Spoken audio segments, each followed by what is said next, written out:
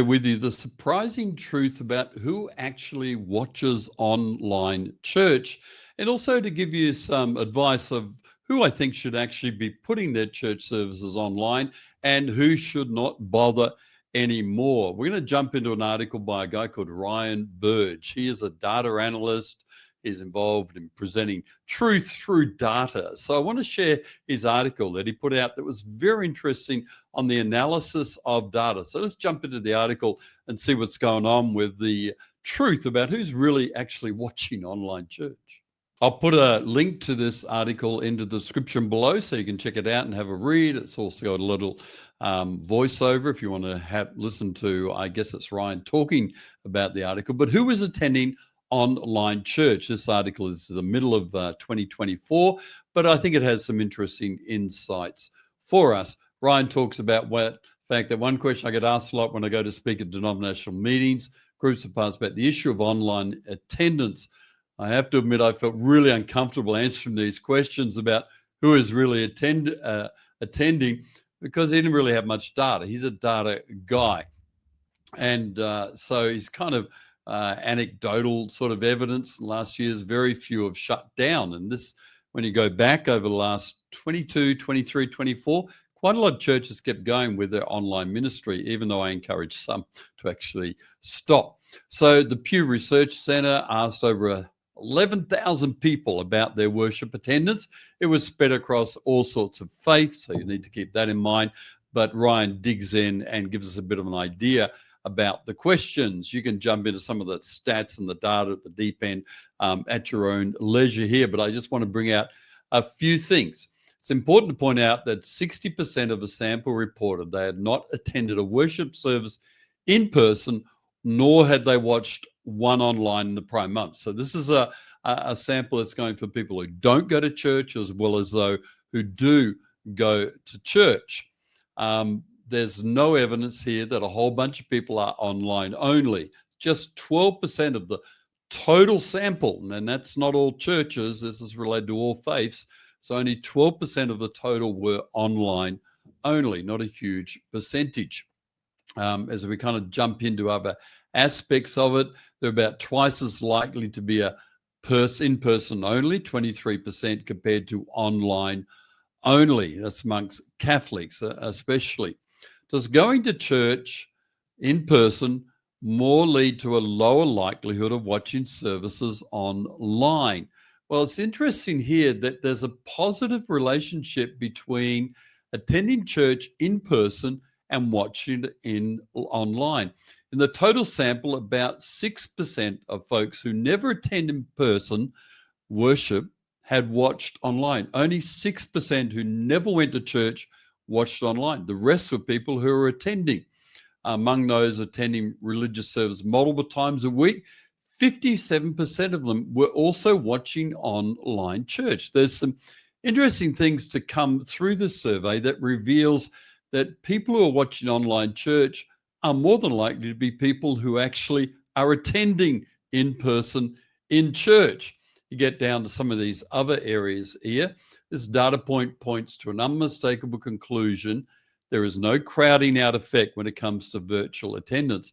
Protestants who report they seldom attend religious service online, 45% say they also attend in-person worship. So there's some trends here in this. And also, it's interesting when they look at the ages of people. Do you prefer in-person or online worship? Across every age group, the purple here, every age group prefers in-person worship.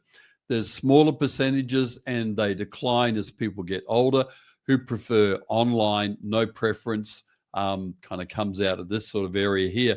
But you can see that people 65 plus, very few prefer online. Amongst your 18 to 29, you got 19% prefer online, 14% no preference, 67% of 18 to 29, you could call them digital natives, people who are used to the online world, who prefer online. There's pretty convincing evidence that the vast majority of people think that gathering in person is superior to join an online stream. I think this data just reemphasizes what you and I know as church leaders, is that gathering is more impactful than what you can do online. And I'll talk to you in a little moment about what I think you should do about some of these things. And I think that age thing is different. And I think if we get down here, I'll come down towards his clear takeaways. He thinks there are few clear takeaways for ministry leaders when thinking about their online strategy going forward. Streaming your church service online is providing more content for folks who are deeply enmeshed in their own faith community. It's the most frequent in-person attenders who are the most likely to watch online too. So there you have it. The people who are going to watch your online service are people who generally go to church. Very few Americans, and I think you could extrapolate that to around the world, think that online worship is preferable to in-person gathering. In the total sample, just 11% said it was superior.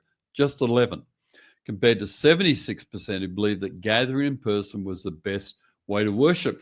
This is not a bad stat to share with your church to encourage actual in-person church attendance. That online is not going to achieve the same.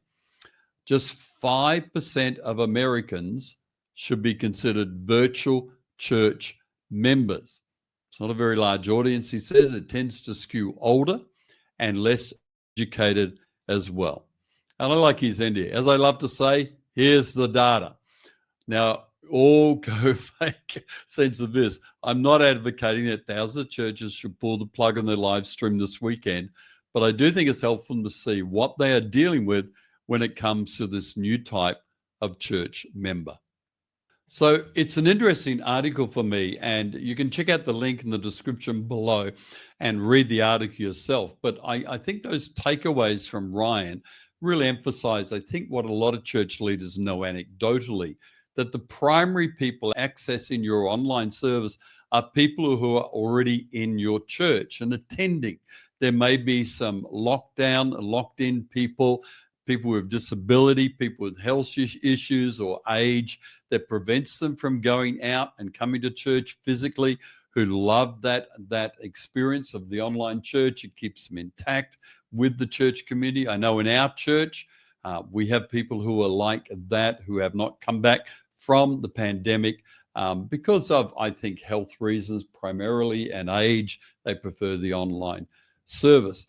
So I think, what should we do about this? Well, my advice generally on this is that I think churches, there are two types of churches that should focus on having fantastic, unbelievably good online church services. One is large churches who have the resources and the ability and the time and the energy and the finance to make sure it happens really well and looks superb on YouTube. They're the churches that can do this. I think the second type of churches who should have a brilliant online church services is churches that, regardless of size, have an absolute passion about having their online service beamed out to the world, having their church service seen by anybody and everybody, including people in their church and people out in the community. And I know there are smaller churches who have such a passion and a conviction about this that regardless of the fact that they're small or a medium-sized church, they're going to hunt this thing down and do it. And I say, go for it. Good on you. If you have that conviction and that level of passion, jump into it. Make this work. Make it brilliant. Keep tweaking it. Keep improving it. Keep working on it. Don't do what you did in 2021, for goodness sake. Please improve what you've got. But if you're a large church with resources and want to do this, go for it. If you're a smaller or medium church with a mission passion about this, go for it. The rest of you, here's what I would advise. Don't post your service online. Switch to vertical video. Vertical video is basically on your phone, portrait style, into your phone, 45 seconds to a minute, 2 to 3 times a week. Pastor will cover it. And you can post that one video onto TikTok, Instagram stories and reels, Facebook stories and reels, YouTube shorts. You can put it all over the place. You can get it onto Twitter. You can have it on 5 or 6 different platforms, the exact same video. And here's the great thing. You can sit in your office on Monday while your sermon is still fresh, take a 1-minute thought out of it, a 45-second thought out of it, record it, do 3 of them, and post them and schedule them to be Monday, Wednesday, and Friday. It won't take you too long once you're in the rhythm of it. And I think this is far better than beaming your service online. But that's just my opinion. What do you think? Put some thoughts down in the comments. I'm really interested in this topic and where churches will go with it now that we have the skills to look at a camera and do something different that we learned during the pandemic. What do you think about this? I'd love to get your feedback.